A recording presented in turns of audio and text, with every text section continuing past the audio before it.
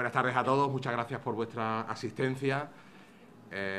Hoy tenemos en el Colegio Buen Pastor tenemos a un invitado célebre, a una persona importante y lo primero que tenemos que hacer es agradecerle la presencia. Tenemos con nosotros a Jesús Ángel Rojo.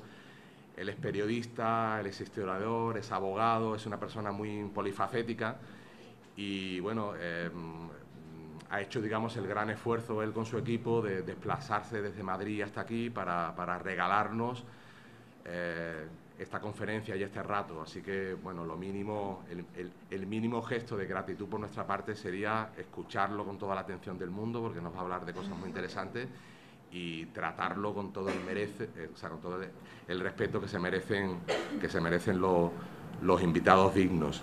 Como estaba hablando, bueno, es una persona extremadamente inquieta, polifacética, muy relacionada con los medios de comunicación. Es el director de un grupo comunicativo en Madrid, que es El Distrito, y además es autor de varios libros. Los últimos de ellos son bestsellers, son libros que han tenido gran repercusión en los medios en toda España. Algunos de vosotros lo habréis podido ver seguramente en la televisión, en alguna de las televisiones, numerosas entrevistas en los periódicos más importantes del país, y han sido libros con mucha trascendencia porque han tratado temas justamente que forman parte del tabú, de los tabús que tenemos en este país, ¿no? De temas que parece que el velo de la corrección política impide tratar.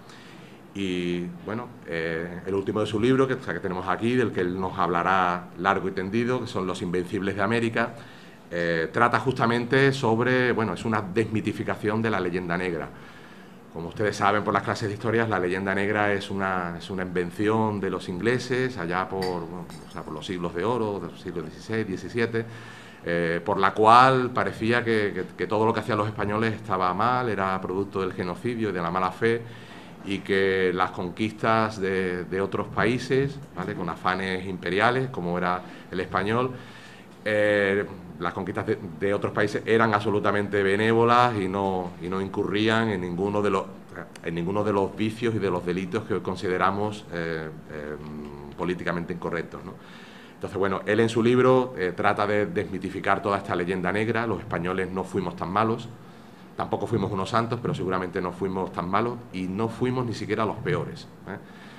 Entonces, todo esto que hoy en día, en estos tiempos en los que vivimos, en los que parece que hay que pedir permiso para decir que uno es español, o en los que parece que decir español es signo de signos, de posiciones políticas como la extrema derecha, él, Jesús Ángel, se ha atrevido a decir sin ningún tipo de complejos, y con toda naturalidad, que la historia de España no fue tan negra como la han pintado y que muy probablemente hay muchos episodios en ellas de los que nos podemos sentir orgullosos.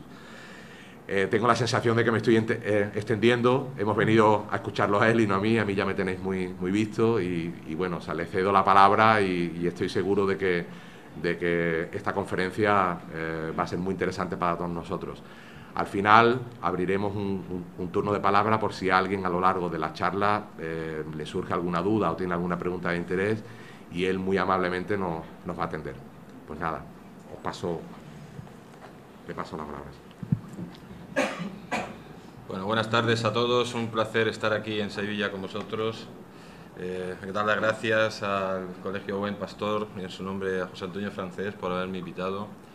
La verdad que para mí es un orgullo estar en la que fue la capital del mundo, ¿no? Sevilla fue en su momento pues esa capital igual que ahora es Nueva York, ¿no? Y por lo tanto, cuando uno lo dice que es sevillano tiene que decirlo con mucho orgullo, y cuando dice que es español todavía más, porque España ha sido la generadora de la cultura universal más importante que existe ahora mismo en el mundo. En principio de todo me gustaría presentaros un book trailer que es sobre el último libro, Los Invencibles de América, y a continuación pues empezaré con la exposición.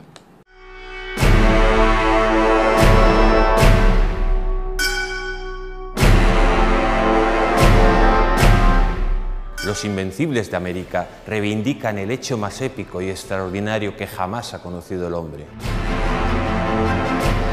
La historiografía mundial ha tratado de distorsionar una hazaña que no tiene parangón. España ha consentido que una falsa leyenda negra le ponga de rodillas ante el mundo. Descubre a hombres hechos de otra pasta, que lucharon contra el infortunio demostrando una voluntad de hierro. ¿Por qué nos avergonzamos de ser herederos de las más fascinantes y valientes hazañas que ha registrado la historia? Desvelaremos país por país a los padres de América. Queremos que se haga justicia, porque España es la madre de América.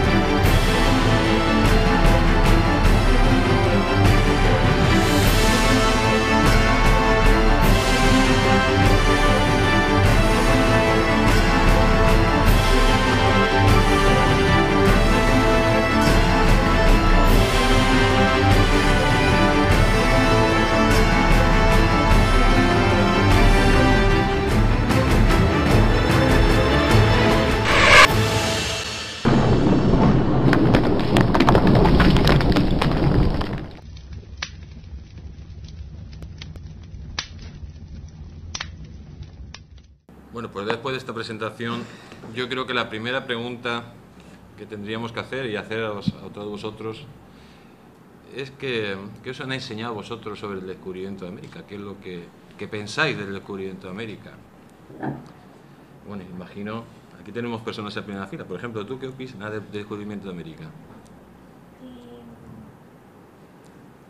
No pasa nada, cuéntame. De lo que montaron. Sí, ¿eh? Que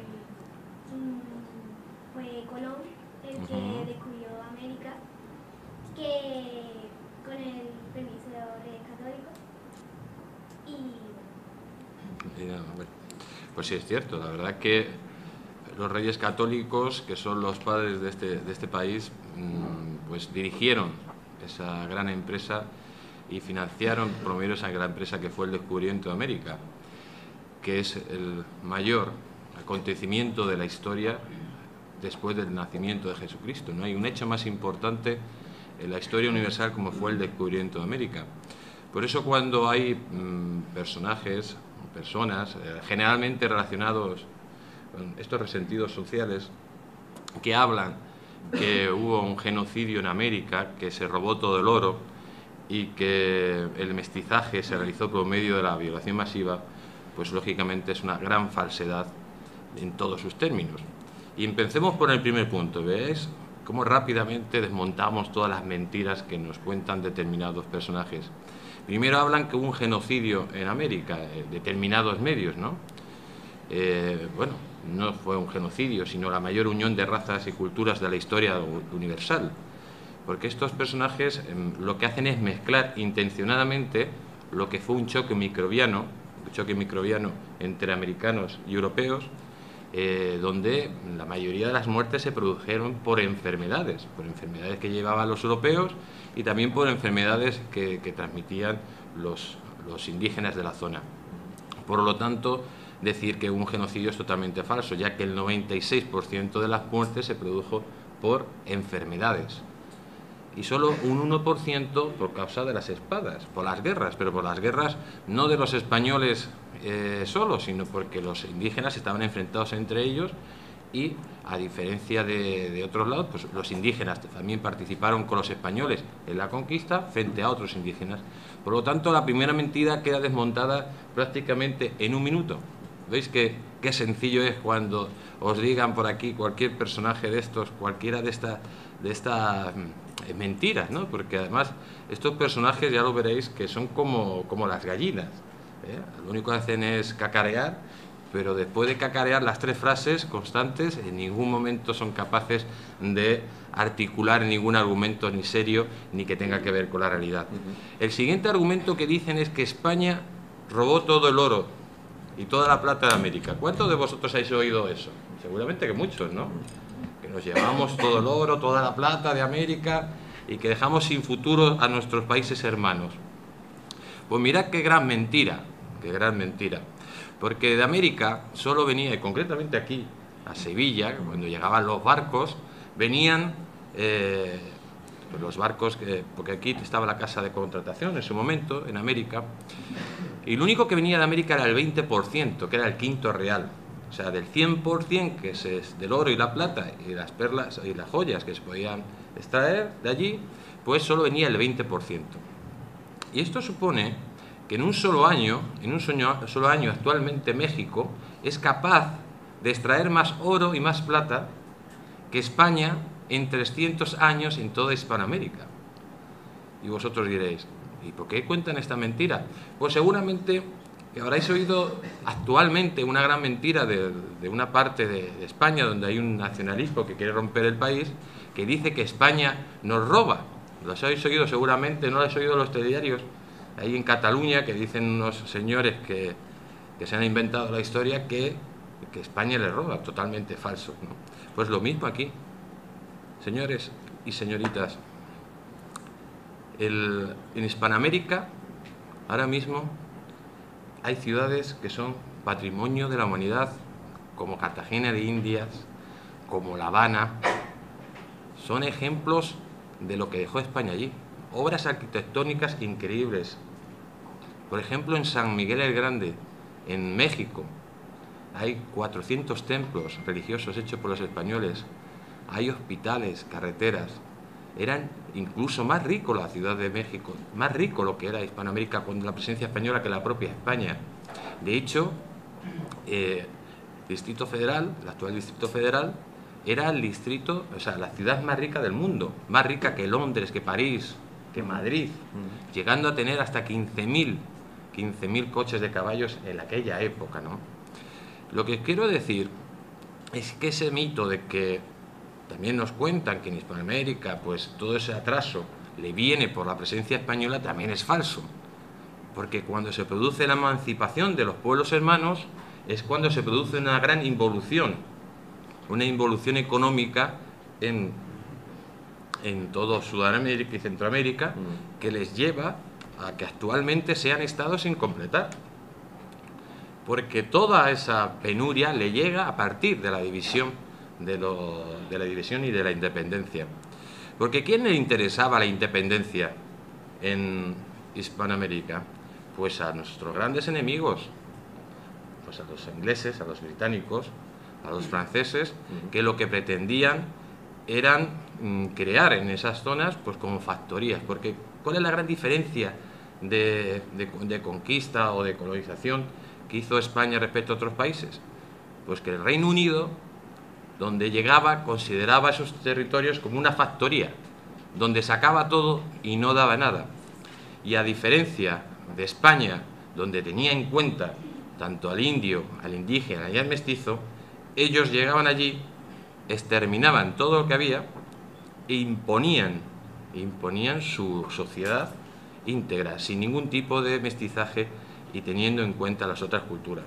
De hecho, si os vais un poquito más arriba de los estados de México, veréis que allí no hay indios ni mestizos, que solo hay un 1% de indios y mestizos, mientras que si os vais a México veréis que el 60% de la población son mestizos, el 30% indígenas y un solo 10% son blancos. Por lo tanto, otra gran mentira que rápidamente vamos a terminar con ella. Y luego nos cuentan lo que es que se hizo el mestizaje por medio de las violaciones. Yo no he visto nunca en mi vida a ningún violador que dé los apellidos a sus hijos, que forme una familia y que cree un nuevo mundo como hizo España. La verdad que lo que hizo España es algo excepcional. Y os voy a decir por qué. Porque no solo nos unen lazos biológicos con América, sino lazos espirituales. Y de eso nace la hispanidad. Y la hispanidad supone que tanto hermanos de Asia, por ejemplo en Filipinas, en África como en Guinea, en toda Hispanoamérica y en Europa, pues estén unidos por una forma de vida diferente, porque nosotros los hispanos y los españoles vivimos de una forma diferente, nacemos de una forma diferente, tenemos costumbres celebramos nuestras fiestas de una forma diferente al resto. Y eso es la hispanidad. Y hablaba Vasconcelos de la raza cósmica, cuando ahora tanto se habla de multiculturalidad.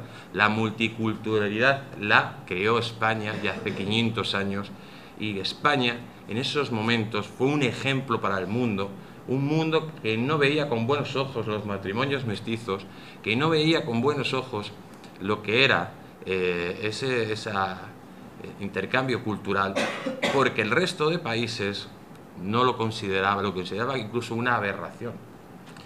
Por lo tanto, hay visto que los 3 puntos, cuando vengan determinados personajes y os hablen del genocidio, del robo y del mestizaje, pues lógicamente que sepáis cómo rebatirles, porque es muy sencillo, y a partir de ahí todo lo que dicen pues es una distorsión de la realidad.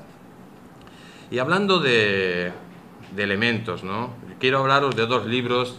Os he enseñado el book trailer de Los Invencibles de América, pero también luego os voy a hablar de Cuando éramos invencibles. Y lo cierto que la siguiente pregunta que me gustaría haceros es la siguiente. ¿Alguno de vosotros conoce la famosa batalla de Otumba? Levantad la mano. Bueno, no pasará por levantar la mano. No voy a preguntaros nada, simplemente que si la conocéis. Pues esto, bueno, a Hernán Cortés sí le conocéis, ¿no? Bueno, pues empecemos por ahí. Hernán Cortés, que es el padre del actual México, que llegó a una zona dominada por el imperio azteca, un imperio que estaba en expansión en estos momentos y que tenía sometido al conjunto de los pueblos de alrededor. ¿Qué es lo que se encuentran los españoles cuando llegan a América? Pues os han contado seguramente, o habréis oído, seguro que en el colegio no, pero habréis oído fuera del colegio, que los indios pues eran prácticamente hermanitas de la caridad, que vivían en un paraíso, que todos eran muy buenos, que cuando llegó los españoles llegó la guerra, las enfermedades. Pues también es falso. Cuando los españoles llegan a América, se encuentran con indios que guerrean entre ellos, se encuentran con indios que se comían los unos a los otros y se encuentran con indios que realizaban sacrificios humanos. Porque, por ejemplo, ¿sabéis de dónde viene la palabra caníbal? Pues la palabra caníbal viene precisamente de los indios caribes, de los indios que vivían en las islas y alrededor del mar Caribe. Ese es el contexto que se encuentran los españoles. Por ejemplo, y os voy a hablar de lo que se encuentran, por ejemplo, en Chichén Itzá, que muchos de vosotros lo conoceréis, que está en Yucatán. Cuando llegan los españoles y llegan a ese complejo, que la verdad que es una obra arquitectónica espectacular, pues se encuentran un parque de atracciones del horror y de la sangre, ¿no? Ahí se encuentran con el cenote sagrado, donde sacrificaban a niños entre 3 y 11 años. O, por ejemplo, cuando llegan los españoles se encuentran la explanada de los cráneos, donde se quedan sorprendidos esos guerreros tan duros que eran en esos momentos los españoles, cuando ven miles de cráneos clavados en el suelo. Porque ellos consideraban, ellos hacían, sus dioses eran dioses de sangre y de guerra, ¿no? Y os voy a poner un ejemplo. Los mayas, que eran los menos malos, estos eran los menos malos, pues por ejemplo, cuando el sumo sacerdote pues convocaba a todo el pueblo, le decía, teníamos que hacer sacrificios para que haya buenas cosechas, para que nos vaya bien en la vida. ¿Y qué es lo que sucedía cuando no había buenas cosechas, no había buenas lluvias? El sumo sacerdote, ¿os imagináis que pedía perdón a los ciudadanos que estaban allí? No, decía, como no hemos hecho suficientes sacrificios humanos, tenemos que hacer más sacrificios humanos para que haya lluvias y buenas cosechas. Eso es un poco donde nos encontramos. Pues Hernán Cortés, cuando llega a México, se encuentra con los aztecas, un pueblo muy belicoso, guerrero, antropófago, pues es un pueblo caníbal, ¿no? De hecho, se comían y sacrificaban entre 250.000 personas al año, según datos de fuentes indigenistas. Pues Hernán Cortés se da cuenta rápidamente de que tiene que pactar con las diferentes tribus que están sometidas por los aztecas para poder vencer a los mexicanos, los aztecas, ¿no? En conclusión, Hernán Cortés empieza a liderar, es el líder de una gran rebelión indígena contra los aztecas. Al igual que, por ejemplo, Alejandro Magno, que todos vosotros conocéis, iba conquistando y iba metiendo a los pueblos conquistados dentro de sus ejércitos, pues Hernán Cortés realiza lo mismo. La gran diferencia es que Alejandro Magno, la historia universal, le considera pues un genio, y Hernán Cortés, porque es español, pues le dicen que es un genocida. ¿Cómo vamos a consentir nosotros que nos llamen genocidas? El mayor insulto que nos pueden llamar, que nos llamen genocidas, ladrones y violadores. Cuando todo eso es mentira. Todo eso es falso, mentira. Hernán Cortés fue un hombre que amó a México, que es el padre del actual México, que tuvo una relación de amor apasionado con Malinche, su gran consejera, que tuvo hijos con Malinche, que le dio sus apellidos, y no solo con Malinche, sino con la hija del emperador Montezuma, también tuvo hijos. Pues Hernán Cortés es consciente de todas estas circunstancias y se lanza a la conquista de México con solo 500 hombres. Y aquí es la gran pregunta. Os dirán, es que los españoles tenían unas armas excepcionales y estaban muchísimo más desarrollados. ¿Alguno de vosotros ha visto lo que eran los arcabuces de la época? ¿Lo ha tenido en la mano? Pues para que os deis cuenta, un arcabuz de la época, si tenía suerte de que te funcionara, pues se tardaba casi 5 minutos en recargar. Fijaros el tiempo entre que cargas y descargas todas las flechas que te podían dar, ¿no? Lo cierto es que los españoles sí que tenían dos ventajas muy importantes. Una era los caballos, cosa que desconocían los aztecas, y los perros. Y también todo esto coincide con el regreso, ¿no?, de un dios. Los aztecas creían que Hernán Cortés representaba a un dios que según las profecías iba a regresar, ¿no? Pues su encuentro con Montezuma, por cierto, el epílogo del libro está escrito por el duque de Montezuma, que es descendiente directo del emperador Montezuma, y además es español, duque, y defiende y nos habla claramente de que todo lo que cuenta la leyenda negra es falso. Le reciben en un principio con los brazos abiertos. ¿Cuál era la intención de Montezuma? Pues tener concentrados a los españoles en Tenochtitlán para saber exactamente si eran dioses o no, y posteriormente matarlos. Esa simplemente lo que él tenía miedo, primero saber si eran dioses o no, y para ello prepara un ataque en Veracruz, un ataque sorpresa en Veracruz, que bueno, se han sorprendido la guarnición española. Veracruz es una ciudad al sur de México, y ahí se dan cuenta, al matar a los españoles, matan a 7 españoles, se dan cuenta que no son dioses, que sale sangre y que son perfectamente, se pueden vencer.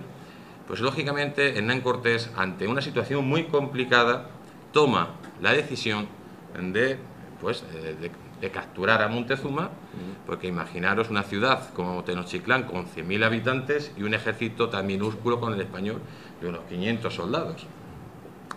Bueno, en definitiva, Hernán Cortés, después de tener que enfrentarse incluso a los españoles a una expedición que manda Velázquez, pues tiene que salir de Tenochtitlán, la famosa Noche Triste, donde prácticamente pierde todos sus cañones, muchísimos caballos, la mitad de su ejército, muchísimos de sus aliados chacatecas, y es perseguido por los aztecas hasta la famosa llanura de Otumba. Y aquí se produce una de las batallas más increíbles de la historia universal, donde 200.000 mexicas, aztecas, se enfrentan a 500 españoles. 500 españoles, prácticamente todos heridos, hasta el propio Hernán Cortés, heridos, sin armas, perseguidos, sin comida, pero saben que tienen que vencer o morir. Y empieza la famosa batalla. Y en esta batalla los aztecas lo que pretendían eran capturar vivos a los españoles para luego posteriormente sacrificarlos. Era cuestión de tiempo. 500 personas contra 200.000, pues el momento que te flaquean un poco las fuerzas, caería rápidamente los españoles. Y aquí se produce un hecho heroico excepcional, cuando Hernán Cortés, sabedor que si eran capaz de capturar al cacique indígena, si eran capaz de capturarle y quitarle el estandarte, pues podrían vencer a los aztecas. Entonces Hernán Cortés convoca a sus capitanes y toman la decisión heroica de lanzarse ellos contra esa avalancha de personas que era prácticamente infranqueable. Solo tenía una oportunidad entre 1 millón, imaginaros, 200.000 personas, ¿os imagináis lo que es? El estadio del Sevilla y el estadio del Betis lleno por 2, y vosotros, pues 8 caballeros que se tienen que enfrentar a 200.000 personas. Eso hizo Hernán Cortés, porque Hernán Cortés, aparte de ser un gran diplomático, era un gran estratega. Y un hecho único que todavía se te pone los pelos de punta cuando lo recuerdas: esos caballeros son capaces de asaltar, pues de traspasar todas esas líneas enemigas y de capturar al cacique azteca y el estandarte. En ese momento, miles y miles de indígenas salen en estampida, y es el momento donde los soldados españoles pues salen detrás de ellos, pero prácticamente las muertes que se producían era por la misma avalancha que se produjo. Esa batalla, que es única en la historia universal, porque yo nunca he escuchado que 500 personas puedan vencer a 200.000, la consiguieron los españoles, y fue Hernán Cortés. ¿Y por qué no tenemos que estar orgullosos de Hernán Cortés y de su gran gesta en México? Posteriormente, luego ya Hernán Cortés conquistó Tenochtitlán y, lógicamente, pasó a la historia por una de las gestas más increíbles que ha conocido el hombre. Otro personaje, pues también increíble, ¿no? Francisco Pizarro, de Trujillo. Francisco Pizarro fue el héroe español que más territorio conquistó para la corona. Y además su hazaña es incluso mayor que la de, como decía aquí la compañera, que la de Colón, ya que tuvo que realizar 3 intentos. Y en Pizarro vamos a destacar un punto muy importante, que es la famosa batalla de Cajamarca. Cuando Pizarro llega al Imperio Inca, Atahualpa, que estaba en guerra civil con su hermano Huáscar, pues le mandó un espía a Pizarro, porque a Atahualpa lo único que le interesaban de Pizarro eran los caballos. Era algo que le sorprendía, no le interesaba para nada a los españoles, eran los caballos, que él lo veía como algo increíble, que quería utilizar como arma en esa guerra civil. Y allí manda pues un espía que los españoles le descubren, porque era un orejón porque los nobles de los incas utilizaban adornos en las orejas, y cuando le descubrieron tenía las orejas deformadas y era un orejón. Y él explicó a los españoles lo que pretendía hacer Atahualpa con ellos, que era pues matarlos a todos menos a 3. Uno que se salvaría sería el herrero. El segundo, una especie de veterinario que llevaban los españoles, y el tercero, el que cuidaba de los caballos. Y diréis, bueno, a estos 3 que se iban a salvar, seguramente que les darían pues riquezas y bondades, ¿no? Pues no, a estos tenían pensado con él, no sé si decirlo aquí porque hay niños, pero los querían castrar, vamos. Entonces, Atahualpa convoca a Pizarro en Cajamarca. Cajamarca era una auténtica ratonera, y Pizarro no llevaba un ejército de menos de 200 soldados. Lógicamente, allí se centra, y pues lo que estaba claro es que él en ningún momento que llevaba a Atahualpa un ejército de 40.000 soldados pensaba en ningún momento que iba a ser derrotado. Pero la ciudad de Cajamarca, que estaba abandonada, Pizarro es consciente de ello y toma posesiones de determinados puntos estratégicos, ¿no? Y ahí llega el momento clave, cuando llega Atahualpa a esa ciudad de Cajamarca, donde bueno, llega con 4.000 soldados, todos ellos armados, aunque algunos historiadores dicen que no, todos ellos armados con armas camufladas, y allí le sale un religioso, Atahualpa, y le enseña una Biblia. Y le dice que esta Biblia, que se convierta, que es la palabra de Dios. Y en ese momento es Atahualpa, que ve el libro, no había visto un libro en su vida, lo tira al suelo, y es la señal que toman los caballeros castellanos para atrapar a Atahualpa, porque también sabían que si atrapaban al líder, se quedaría el imperio sin cabeza. Y ahí saltan los caballeros entre miles de soldados incas, y en ese momento es cuando Pizarro captura a Atahualpa, le coge del brazo y le dice Santiago, que era la palabra que se decía en la época de la Reconquista, ¿no? Luego se produce el famoso hecho de la habitación de oro y plata. Se pidió un rescate millonario por Atahualpa, donde le llenaron una habitación de oro y plata. Y aquí se produce un hecho, pues, que algunos historiadores dicen que es muy polémico, porque posteriormente Atahualpa no fue rescatado, pero lógicamente que no fuera rescatado, era la vida de Pizarro y hombres o nada, era la vida o muerte. Y ahí se produce Atahualpa y Pizarro, que se llevaban muy bien, incluso Pizarro quiso salvar la vida, pero ustedes imagínense que aquí somos aproximadamente del ejército de Pizarro, no tenía más, que hay 150 personas aproximadamente, y allá abajo, allá afuera, nos esperan 40.000 guerreros incas. Y estamos aquí hablando, debatiendo qué hacemos con Atahualpa. ¿Lo soltamos? No lo soltamos. Si lo soltamos, morimos. Y si no, pues tenemos la oportunidad de vivir. Y eso es lo que sucedió. Y sus capitanes le recomendaron ajusticiar a Atahualpa, porque Atahualpa fue acusado de haber matado a su hermano y toda su familia. Tampoco era ninguna hermanita de la caridad, de incesto y de herejía. Y eso es un hecho polémico, pero que tiene su justificación. Lo cierto es que Pizarro, cuando entra en Cuzco, entra como libertador de los incas sometidos por Atahualpa, al igual que Hernán Cortés lideró una rebelión con los pueblos indígenas. O sea, la conquista no solo lo hacen los españoles, sino también los americanos. Los americanos que vivían ahí, que estaban hartos, pues de que otros pueblos los sometieran de forma brutal por medio del canibalismo y por medio de los sacrificios humanos. Esos son dos ejemplos, ¿no?, de grandes héroes. Y lo cierto que me gustaría hablaros de, pues, un poco más de héroes de actualidad, ¿no?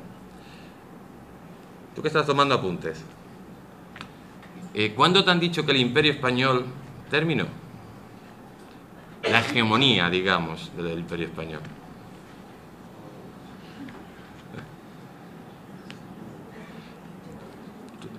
Imagino que eso te habéis enseñado.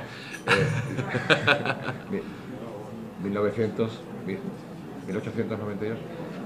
No, bueno. La generación del 98. Bueno. La pérdida de Cuba. No os preocupéis. Seguramente que os han dicho que cuando España pierde la Armada Invencible, el Imperio Español prácticamente desaparece, ¿no? Sí, ¿no? Eso es lo que os han enseñado. Bueno, seguramente que todos vosotros conocéis la Armada Invencible, la Felicísima Armada, porque Armada Invencible lo llamaron los ingleses. Y sabéis que esa guerra que dura 20 años, de 1585 a 1605, esa guerra, vosotros creéis que la ganaron los ingleses, ¿no? Y que a partir de ahí los ingleses forman un imperio colosal. Pues no la ganaron los ingleses, sino todo lo contrario. Fueron derrotados por los españoles. Y sin embargo, nos han contado la propaganda extranjera que España pierde el imperio prácticamente con la caída de la Armada Invencible. Pues, como ya conocéis la Armada Invencible y no conocéis lo que fue la contraarmada inglesa, que es un año después, si la Armada Invencible es 1588, un año después los piratas ingleses mandan una flota aún mayor que la española. Si la española era de 120 barcos, los ingleses mandaron una con 150 barcos, y su desastre fue aún mayor que el español. La contraarmada tenía tres objetivos. Uno era atacar los restos de la Armada Invencible que estaba en Santander. Dos, conquistar Lisboa, que en ese momento Portugal y España formaban el mismo reino, y el tercero era capturar las Azores y desde allí atacar a los barcos que venían de América. Pretendía la reina virgen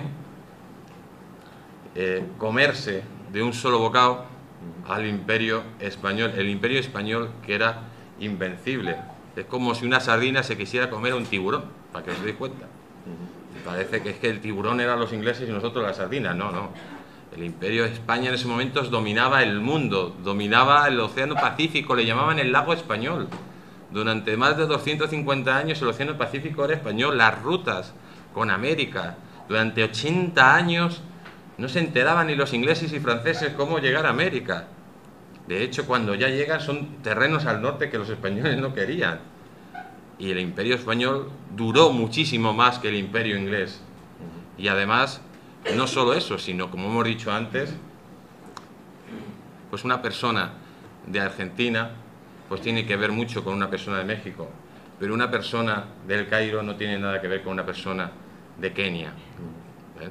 Esa es la gran diferencia. Bueno, esta contraarmada, dirigida por el temible pirata inglés Francis Drake, porque los ingleses a los piratas los hacen ser piratas, caballeros, para que os entendáis, considerado como un caballero, es casi como un título no nobiliario, pero prácticamente, porque era considerado. Y este pirata, que generalmente se enfrentaba pues a zonas desprotegidas, porque él era muy valiente, y atacaba pues a barcos mercantes, pues vio la oportunidad que en vez de atacar a Santander, como hemos dicho, de atacar a la ciudad de La Coruña, porque creía que ahí había un gran tesoro. Y allí se enfrentaron con los heroicos coruñeses, que hicieron una defensa increíble y que los dejaron en ridículo, ¿no? Se tuvieron que ir con el rabo entre las piernas. Y después de llegar a La Coruña, de traspasar las primeras defensas de la ciudad, y cuando yo prácticamente todo parecía que iba a caer, ahí aparece una heroína espectacular, única, una española única. A ver quién es. ¿Quién es? María Pita, exactamente. Un aplauso para el compañero.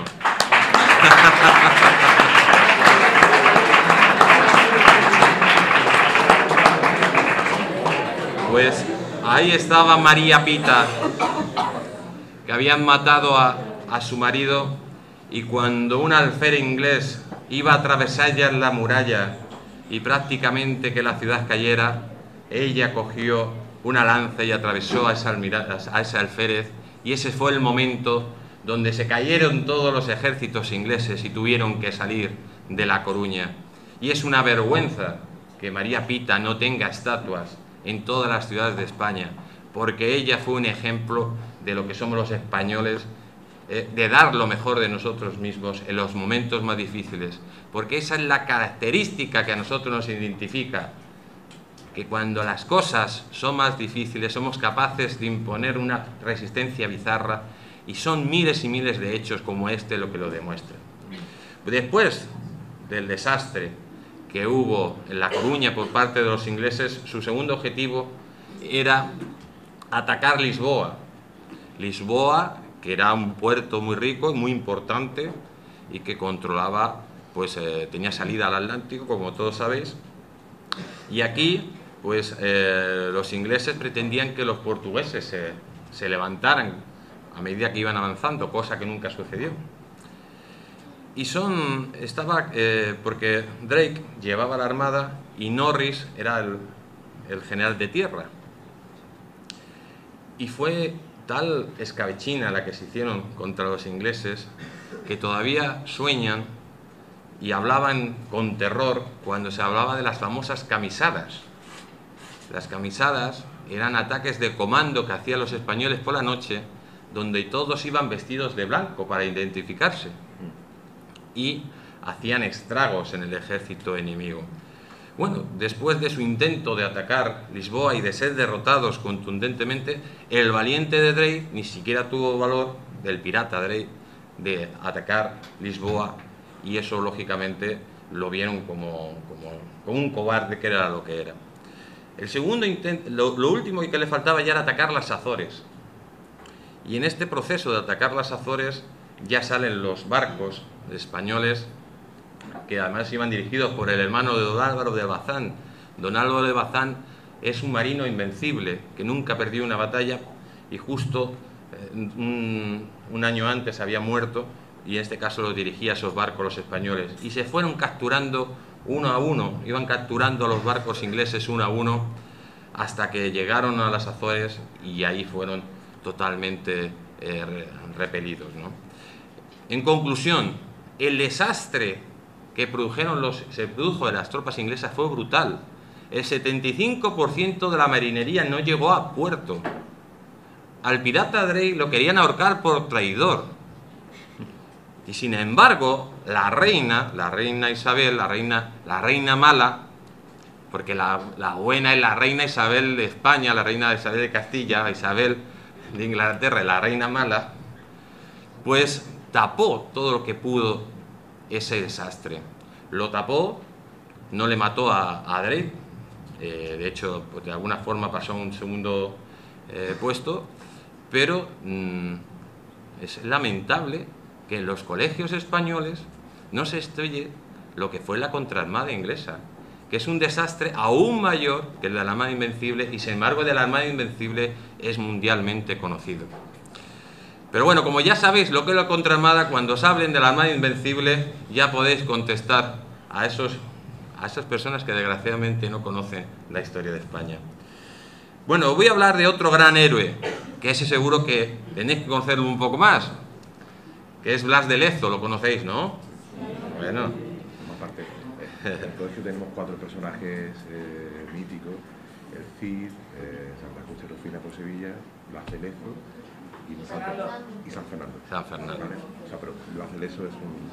Pues cuando éramos invencibles, el epílogo del libro está escrito por el descendiente primogénito de don Blas de Lezo. Don Blas de Lezo, que fue capaz de vencer a los ingleses con solo 6 navíos. 6 navíos contra 195 navíos ingleses. Porque ¿qué pretendían los ingleses? Los ingleses pretendían descabezar el imperio español. Sabían que atacando Cartagena de Indias, si se tomaba Cartagena de Indias, desaparecería el imperio español porque iría cayendo como fichas de dominó. Y aquí se encontraron con un héroe de película, alguien excepcional que tampoco ha perdido ninguna batalla. Sin embargo, veis a Nelson, ¿no? Conocéis a Nelson, el héroe de Trafalgar, que tiene pues una estatua impresionante en Londres, pero sin embargo Nelson fue derrotado en Tenerife por el general Gutiérrez y los españoles le perdonaron la vida, perdió ahí su brazo y todo. Pero Blas de Lezo sí que fue invencible, igual que don Álvaro de Bazán, porque nosotros sí que tenemos marinos invencibles, que desgraciadamente no conocemos. En definitiva, Blas de Lezo se enfrentaba a una gran disyuntiva. Había tenido una gran epidemia que había dejado sus fuerzas muy reducidas y sabía que solo tenía una ocasión para vencer. Y eso solo lo podía conseguir resistiendo lo máximo posible, de tal forma que los ingleses pues que cada vez se fueran desgastando más y que las enfermedades y la falta de avituallamientos pues fuera mermando a las diferentes tropas. Los británicos van rompiendo las diferentes defensas españolas hasta que ya solo queda el famoso fuerte de San Felipe de Barajas. Y allí se produce un gran hecho, un hecho espectacular, porque seguramente que todos vosotros conocéis a los 300, ¿no? Que han hecho las películas, muy bien, pero es que ahí hay otros 300 que hicieron algo excepcional. En ese castillo que estaba siendo asaltado, que era la última defensa que le quedaba a los españoles antes de que los ingleses tomaran Cartagena de Indias, se produce un hecho excepcional.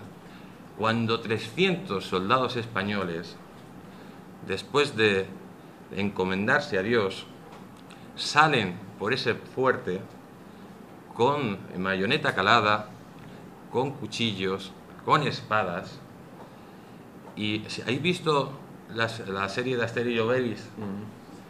Cuando salen los galos contra los romanos, cómo cogen y rompen las líneas romanas, pues así rompieron las líneas británicas. Eran 300 que se enfrentaban prácticamente contra 15.000 ingleses. Y era tal la desesperación de los ingleses que salieron todos huyendo como pudieron de allí. Lo cierto es que la defensa de Blas de Lezo pasará a la historia porque gracias a él el Imperio Español duró 300 años más, 100 años más, y gracias a Blas de Lezo se habla español en Hispanoamérica, porque si no, Hispanoamérica no sería ahora Hispanoamérica, sino sería algo pues como las Bahamas o las Islas Bermudas, algo insulso y sin sentido, ¿no? Y ya para terminar, y si queréis hacer alguna pregunta más, pues me gustaría destacaros que no solo hay un Hernán Cortés, un Pizarro, un Blas de Lezo, una contraarmada, hay muchísimos héroes españoles, como el general Gálvez, héroe de la independencia de los Estados Unidos, que prácticamente aquí tampoco se conoce, o como el Marqués de las Victorias, que con una flota muy inferior venció a los ingleses en la famosa batalla de Tolón, o el Gran Capitán. El Gran Capitán fue capaz de cambiar la forma de realizar la guerra, haciendo que nacieran de sus teorías militares los famosos tercios españoles, que fueron invencibles en todos los campos de batalla, porque los españoles fueron invencibles durante, literalmente, en el sentido de la palabra, durante 150 años. Es que nadie en la historia, en ningún país, ni el Reino Unido ni Francia, nadie puede afirmar eso. Por eso os digo que descubráis la historia de España, la verdadera historia de España. Hay muchos libros fáciles de leer. Estos son libros pues muy fácil de leer, con ilustraciones espectaculares, que quiero enseñaros alguna de ellas, como El milagro de Empel. Por ejemplo, esta es una del Glorioso. Me queda aquí enganchado. Del Glorioso, os enseña esa. Eso es cuando los españoles descubren. Me queda aquí enganchado. Bueno, espérate. Bueno, en diferentes. A ver. En conclusión, si quieres abrirlo, si eso les enseñas a los chicos. El libro está ilustrado por el mejor pintor de batallas del mundo, Augusto Ferrer de Dalmau, que ha sido capaz de recrear obras espectaculares, de hacer que los veamos. Mira, por ejemplo, voy a enseñar el de Bernardo de Gálvez.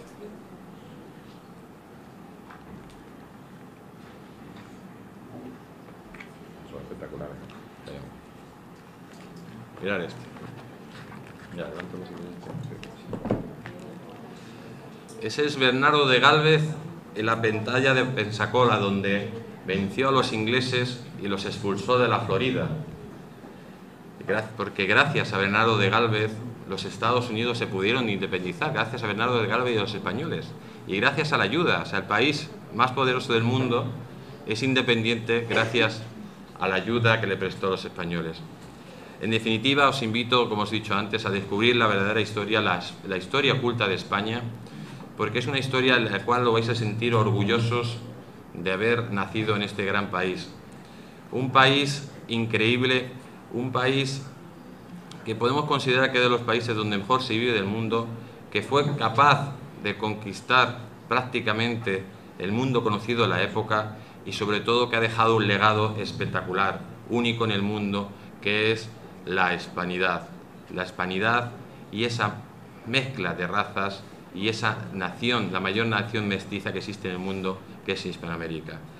Os recomiendo también, si queréis seguir pues cosas de historia, pues el seguirnos en Twitter o las redes sociales, y yo estaré encantado de atenderos pues a todos vosotros. Muchísimas gracias por vuestra atención y estoy a vuestra disposición.